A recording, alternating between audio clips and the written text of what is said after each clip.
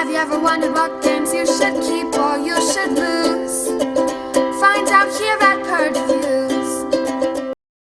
So I'm going to take you through a round of the game. So what's going to happen when the game starts is everybody will have an assistant out. You get to pick which location you want to go to, and you'll just be idly sitting outside of that location. There's going to be a number of these event cards used per game, but you're going to flip one over each turn, and something random will happen. Each player may draw a Tinker card, or after rolling the dice, each player may change the value of one of their dice, or skip the delivery phase. You can't score anything this round. The level 2 zones cannot be used. Things of that nature. There are some in here that are particularly brutal, where you have to get rid of gadgets, and bad things can happen. Some real big take that, and just random things can happen in this deck. But to start each round, you will draw one of those, and that effect will happen.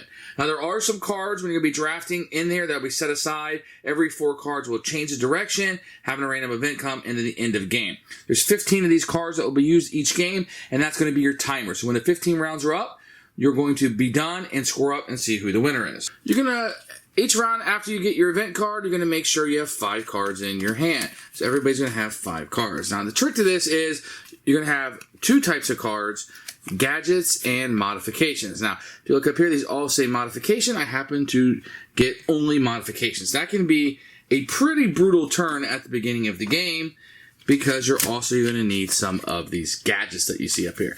So the gadgets are going to be built, and they're going to have little markings down here will tell you which ones will go. So you might have a modification, see how the square goes together, and I have a wool-lined skinning knife. Or I might have a beaded skinning knife. Now that's pocket size. There's no circle on this card, so it actually wouldn't fit. You can't make the skinning knife pocket size for whatever reason. So that's kind of how these will work. So you're going to draw up to 5, and then you're going to take your 3 4-sided dice, and you will roll these each round. And that's going to be your round turn. Then we're going to go into actions. You're going to have a couple actions you can do. So you have 2 action points. For 0 action points, you can play your assistant at the location they were at. Now, later on in the game, you're going to have more assistants. Maybe you have 2. You can go up here and do the 2 action. But the first 4 or 5 rounds of the game, you'll only be able to do a single action. But if you have 2 at one location, you can take the double action, which is a little bit more powerful than normal. Some of the actions you can do is like gain a reputation for each die you don't use. If you don't use a die, you can place it here and get a point. But if you have the double one, it gives you 2. This one will let you fiddle without paying any scrap. Or this one's very powerful and re-roll and reuse all your dice after you use them. Over here, you can discard a Tinker card to draw 2 more or gain an additional action. That one's very powerful also. Exchange 1 card from your hand, 1 from your scrap heap, or discard 1 scrap, then fabricate a gadget or modification for no cost from your scrap heap. So you can build something for free. Super duper powerful.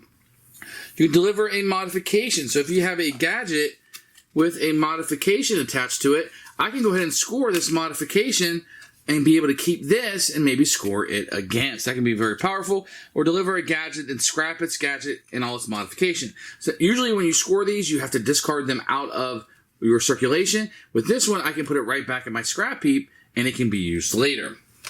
So that's what the actions are going to do, and those are free actions you can take, but only at the location where you have your assistant or assistants. Now, if I have multiple assistants, later in the game I'll have 3 of these out, which will be the match.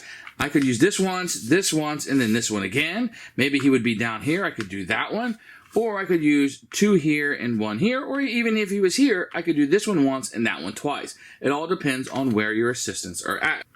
Now, I told you about having cards in your scrap heap. You can always discard a card from your hand and simply put for an action and put it in your scrap heap. What is that good for? If cards are in your scrap heap, some cards will let you play them from your scrap heap. We've talked about some of the actions on here.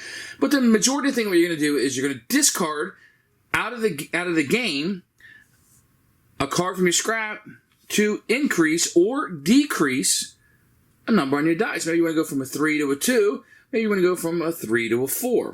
So what do these dice do? If you look here at each of these things you're going to build, which will require an action to build a gadget or a modification, they'll work exactly the same. You need to have dice equal to 5 or equal to 9 to play these 2 cards. So I'm going to say 10, 9, 11, 4, 6, 3, 1. The key to this is it must be exact. So right now I have 4 and 3. That's what my dice say. And this requires a 5. I can't do that because it's 7. It's not 5 or more, it's 5. So I might have to fiddle by reducing this by 3 by taking a card out of my scrap. Maybe do this one also to make it a 2. And then 3 and 2 would be 5, and I'd be able to play this. So what you're going to see here is the requirement. This will be the victory points that you get once you deliver it. And then you can see here, you can put modifications on it if it has a location to it. So that's how the dice are going to be used. Remember, there's something here you can fiddle without paying scrap, or you can spend an action to put something in your scrap and then fiddle it out for a free action.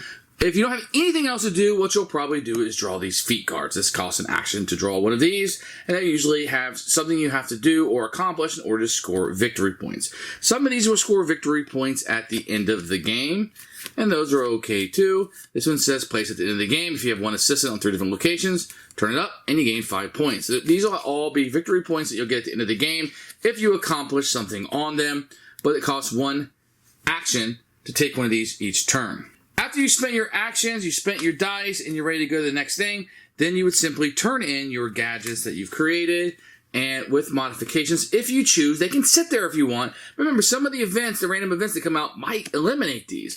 So sometimes you'll be like, I don't have it all the way. Now, so if you turn this in and deliver, you're going to get the victory points that are listed on it. These come from 2 different factions, you can tell, because the pricing is different. Now, if you have a gadget here that requires a triangle, which I have done, and a square, and I fulfilled all of the little requirements on it, and they all match what this one does. They're all the brown one. Then my gadget, not my modification, my gadgets will score double. So where normally this one might be 9, 10, 11, 12 points, since they all matched and I fulfilled all of the requirements on it, this will be worth 8 instead of 4. 8 plus 8 is 16. So you can see how that can add up pretty quickly. So after you deliver that, then what you can do is you can move one of your assistants to another location. Any location that you want to go to, but only one of them. So if you want to get 2 because you want to take this one really bad, it's going to take you 2 rounds to get somebody over there in order to activate that. So you can only move one of those guys.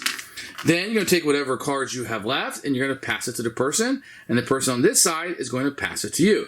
And that's going to be a round of the game. After 15 rounds, whoever has the most points is going to be the winner of Area 1851.